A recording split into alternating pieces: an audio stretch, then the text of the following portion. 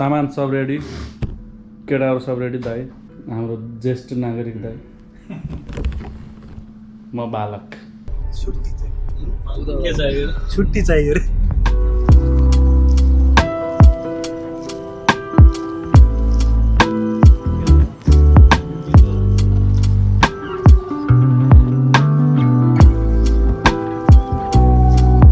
नमस्कार साथी, फुल tips in Nepal च्यानलमा तपाईँलाई स्वागत छ। म अझै आज चाहिँ म तपाईँलाई यस भिडियो मार्फत चाहिँ अलवक्रा बीच तपाईँलाई लैजान गइरहेको छु र जसमा चाहिँ हाम्रो क्याम्पिङ हुनेछ अलवक्रा बीचमा। अलवक्रा बीच चाहिँ तपाईँको लगभग भनौँ न यदि सुरुवातबाटै हेरौँ भनेदेखि 4-5 वटा स्टेपमा बाँडिएको छ, जसमध्ये मैले लग्न खोजेको चाहिँ क्याम्पिङ, जहाँ हामी गएर समुद्रको छेउमा गएर क्याम्प गर्न सक्छौँ। त्यो चाहिँ अलवक्रा पब्लिक बीच र अलवक्रा फ्यामिली बीचको बीचमा जुन स्पेस छ त्यो बीचमा चाहिँ तपाईले गर्न सक्नुहुनेछ क्याम्पिङ। र यदि तपाईले अलवक्रा पब्लिक बीचमा गएर क्याम्पिङ गर्न खोज्नुभयो भनेदेखि चाहिँ तपाईलाई टेन्ट वेन्ट लगाउन चाहिँ उनीहरूले दिँदैनन्। बारबेक्यू गर्न बस्न चाहिँ दिन्छन्, तर टेन्ट लगाएर ओभरनाइट स्टे गर्न चाहिँ दिँदैनन्। ओभरनाइट स्टे भन्नाले बसेर गर्न त पायो, तर टेन्ट लगाएर गर्न चाहिँ पाइएन अलवक्रा पब्लिक बीचमा। र त्यसै गरी फ्यामिली बीचमा पनि त्यही नै छ। फ्यामिली बीचमा त झन् अझै आफूसँग एकजना लेडिज अथवा आफ्नो फ्यामिली त हुनैपर्छ, अथवा जेन्ट्सहरू मात्र गएर चाहिँ त्यसरी पर्मिसन चाहिँ दिँदैन त्यहाँ। तर त्यो दुईटा बीचको बीचमा जुन स्पेस छ त्यसमा चाहिँ गएर तपाईँले मजाले क्याम्पिङ गर्न सक्नुहुन्छ। र यदि तपाईँले कुरा गर्नुहुन्छ तपाईँ कुनै पनि ठाउँबाट त्यो ठाउँमा पुग्नको लागि भनेदेखि मेट्रोको प्रयोग गर्न सक्नुहुन्छ। मेट्रो चढ्नुहोस्, रेड लाइनबाट अलवक्राको लास्ट स्टेसनमा आउनुहोस् र अलवक्राबाट चाहिँ तपाईँले M127 र M128 दुईटै बसलाई समातेर तपाईँले अलवक्रा बीच नजिक पुग्न सक्नुहुन्छ। तर अलिकति चाहिँ हिँड्नुपर्छ, अलिकति भन्नाले लगभग 2 किलोमिटर चाहिँ हिँड्नै पर्छ। र यदि साथीहरूसँग हुनुहुन्छ र तपाईँ 2 किलोमिटर हिँड्न सक्नुहुन्छ भनेदेखि तपाईँले यो बीचको यात्रा तय गर्न सक्नुहुन्छ, त्यो पनि ओभरनाइट स्टे गरेर। र यदि तपाईँलाई हिँड्नै मन छैन भन्नुहुन्छ भनेदेखि M128 मा चढेर तपाईँ लास्ट स्टेसनमा झर्नुभयो भनेदेखि त्यहाँबाट तपाईँले उबर गरेर पनि जान सक्नुहुन्छ। लगभग 8-9 रियाल जति आउँछ। तर तपाईँले अलवक्रा मेट्रो स्टेसन छ, त्यहीँबाट तपाईँले उबर गरेर जान सक्नुहुन्छ। त्यहाँबाट यदि उबर गरेर त्यो बीचसम्म पुग्नुभयो भनेदेखि करिब तपाईँलाई त्यो 11-12-13 को आसपासमा चाहिँ तपाईँलाई उबरमा पैसा आउनेछ। र उबर तपाईँको अलवक्रा जताकतै अभाइलेबल नै छ। र उबरदेखि लिएर अर्को रहेको छ ट्याक्सी एप, त्यो पनि अभाइलेबल नै छ। के हुन्छ भर्दिउन हिँडेको बाबु, अब रिटायरमेन्ट हुन्छ कि हुँदैन। सामानहरू सब रेडी छ, गन्तव्यतिर बढिरहेछौँ। भन त कतिर पुगिन्छ? अलमोस्ट सिलेक्ट हुने कि नहुने भन्ने कुरा मात्रै छ। सिलेक्ट त तपाईँ भइहाल्नु है। ल क्याम्प चाहिँ हाम्रो रेडी भइसकेको छ र यो चाहिँ हाम्रो भित्र ढोका, र यो भित्र हामीले 4 जना सुत्ने प्लान छ। मजाले अड्छ यसलाई, भोलि उज्यालोमा झन् दामी तरिकाले देखिन्छ। र हाम्रो डुबेडहरू त्यहाँ छ, बिछाउनको लागि ओढ्नको लागि यसमा छ। र हाम्रो पानीहरू, त्यसै गरी हल्का सफ्ट ड्रिङ्क, कोल्ड ड्रिङ्कहरू, पानी पनि यहीँ छ अलिकति पिउनको लागि। र साथै इन्स्ट्यान्ट नुडल्स केही छ, बिहान तातो पानी तताएर दिने प्लान छ। र साथै हल्का राति तास खेलेर पनि रमाइलो गर्ने प्लान छ। र बारबेक्यूको सेटअप चाहिँ यहाँनिर छ, एकदम सानो छ तर जोस् इनफ छ हामीलाई। यसलाई ठिकठाक पार्ने काम चाहिँ 2 जनाको। हाम्रो बारबेक्यू लोकेन्द्र लिम्बूले चट्ट लाएर दिइरहेको छन्। हाम्रो काम भनेको दाइ के अरे माइलेज लगाएर के अरे माइलेजलाई रोटामा बेरेर त्यसमा चोकटा बेरेर मस्त खाइयो, मस्त खाइराखेको छ। 2 थाल त खायो। चिसो पनि धेरै मजा है। बीचको बीच चाहिँ तपाईँको समुद्र चाहिँ यति अगाडिबाट सुरु छ। पानी घटेको हुनाले पानी परै छ। र जोस बिहानतिर चाहिँ यहाँसम्म आउँछ भन्ने छ। हेरौँ बिहान कहाँसम्म आउँछ। घाम चाहिँ एकदम झुल्किन लागिसकेको छ र एकदम दामी देखिरहेको छ। र हाम्रो टेन्ट, हाम्रो क्याम्प चाहिँ यहाँनिर रहेको छ।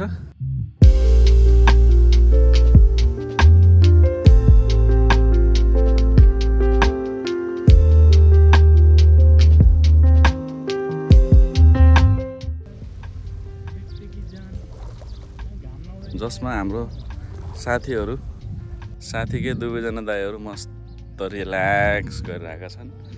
आगोको कोइला यता दन्किरहेछ। त्यसपछि चट्ट लाएर एमा चाहिँ पानी तताउने अनि यो चाउचाउमा तातो पानी खनाएर झ्याप्प पिउने प्लान छ। यो चाहिँ वक्रा बीच हो र ओक्रा बीचको चाहिँ यो एरिया चाहिँ यस्तो एरिया हो जहाँ कि तपाईँले क्याम्पिङ गर्न सक्नुहुन्छ। टेन्ट राखेर मजाले यसरी ओभरनाइट स्टे गर्न सक्नुहुन्छ।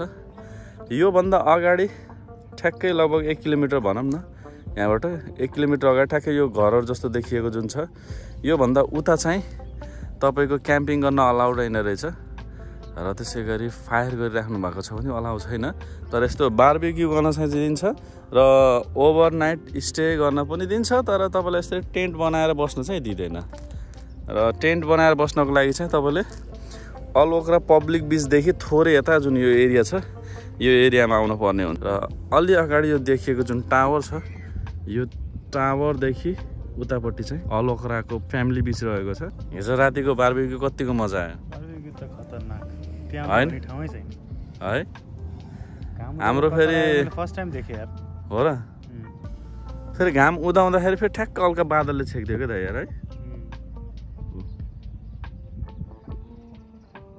एनिवे केही छैन, अलि अझै उदाउँदैछ, मस्त देखिन्छ र हल्का बादल लागेको पनि छ र बादलले गर्दा चाहिँ मलाई लागिरहेछ सायद घाम झुल्केको राम्रोसँग देख्न पाइँदैन जस्तो छ। त्यही पनि प्रयास जारी छ हेर्नलाई। र हाम्रो एकजना दाइ हुनुहुन्छ एकदम अल्छी दाइ, मिस्टर डोलबहादुर थापा। उहाँको नाम चाहिँ हामीले माइलेज राखिदिएका छौँ र माइलेज अझै पनि सुतिराख्नु भएको छ माइलेज दाइ। लास्ट खाएर पल्टिनु तात दाइ यार। यो चाहिँ हाम्रो भित्रको सेटअप जसमा हामीले डुबेट कभर बिछाएर त्यसमाथि एउटा ब्ल्याङ्केट बिछाएर त्यसमा हामी सुतेको थियौँ। माथिबाट पनि ब्ल्याङ्केट ओढेर सिरानीहरू राखेर र यो टेन्टको कुरा गर्नुहुन्छ भनेदेखि मात्र 59 कतारी रियाल 60 कतारी रियालको चाहिँ यो टेन्ट रहेको छ। एकदमै सस्तो जुगाड जसमा चाहिँ हावा चाहिँ छेक्दो रहेछ, तर मलाई लाग्दैन एकदम ठुलो हावा र पानीलाई छेक्छ जस्तो, तर ठिकठिकैको हावा ठिकठिकैको पानीले चाहिँ मजाले छेक्दो रहेछ। सूर्योदय चाहिँ अलि खासै उदाउन पाएन, मतलब उदाउन त उदाएको छ तर बादलले छेकेर हामीले खासै देख्नै पाएन। तर पानीको बहाव चाहिँ यहाँसम्म आइसकेछ। तर हिजो राति हामी आउँदाखेरि चाहिँ यहाँ परसम्म थियो, तर अहिले चाहिँ बढेर यहाँसम्म आएको छ। भ्यू मस्त छ र हाम्रो यहाँ खाजाको लागि पानी पनि उम्लिसकेको छ। चाउचाउ रेडी छ, चट्ट खोल्नियो। पानी ट्याक्क, अन्डा ट्याक्क, झ्याप्प फानी हो क्या नि त? के भन्छ त? त्यही हो। यदि तपाईँहरूलाई पनि यसरी नै क्याम्पिङ गर्न मन छ भनेदेखि चाहिँ एकदम बजेटमा अगर हाम्रै कुरा गर्नुहुन्छ भनेदेखि हामीले मेट्रो बस युज गरेर फ्रीको मेट्रो बस युज गरेर मेट्रोलाई युज गरेर हामी यहाँ आएको छौँ। यदि यहीँ आउनको लागि हामीले यदि कुनै ट्याक्सी युज गर्थ्यौँ भने अथवा भाडामा ट्याक्सी लिएर युज गर्थ्यौँ अथवा कुनै उबर ट्याक्सी राइड गर्थ्यौँ भनेदेखि चाहिँ पैसा हामीलाई टन्नै लाग्थ्यो। तर मेट्रोलाई युज गरेर मेट्रो लिङ्कको फ्री बसलाई युज गरेर एकदमै थोरै पैसामा हामी यहाँ आएको छौँ, एकदमै थोरै। लगभग हामीले यहाँ चाहिने चिजहरू किनेको मात्र पैसा हो, होइन भने त्यो राइडको त 2-3 रुपियाँ त्यो त एकदमै कम होइन र दाइ? एकदम।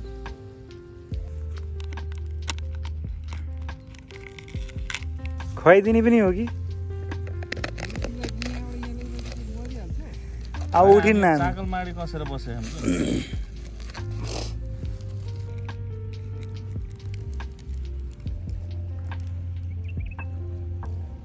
चाउचाउ साथमा उसिनेको अन्डा एउटा खादिउँ कि? नै नै नै होइन कि होइन, बढी हुन्छ क्या? यो फाल्ने हुन्छ कि? बढी हुन्छ क्या ब्रो मलाई। ऊ सुन्नु नि भयो कि मलाई नहाला के ऊ एउटा अन्डा त खानुहुन्छ नि त उहाँले, फोकेर दिनु त उहाँले खानुहुन्छ। बास अन्डा के लाग्यो के को भुवा हालेको न? त्यो त तपाईँले छोएर त मैले छुन्छ। ल यो गाह्रो फाला त यता यता त्यसै जान्छ नि यार। कहिले नगर न तिमी जस्तै। ल हाम्रो यो सोल्टीलाई चाउचाउ रेडी भइसकेको छ। म चाहिँ यहाँबाट हल्लेकै छैन किनकि म भान्से। दाइको पुरा यहाँ खवाई सुरु भइसकेको छ। कस्तो छ दाइ? मजेदार छ। नुन लाग्छ? अन्डा नि कस्तो पाएछ हौ यता। नुन लागेछ? यता नुन यो अन्डामा थोरै हाल्नुपर्छ जस्तो लाग्यो। अनि यहाँ हाम्रो डोल्दै जस्ट अन्डा मात्र खाने। चाउचाउ नखाने तपाईँले? ल सुरुवात गरौँ। लास्टमा यो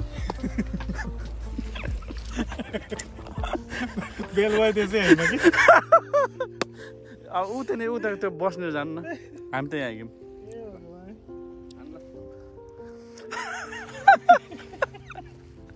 हाम्रो चाहिँ अब यो टेन्ट प्याकअप हुँदैछ।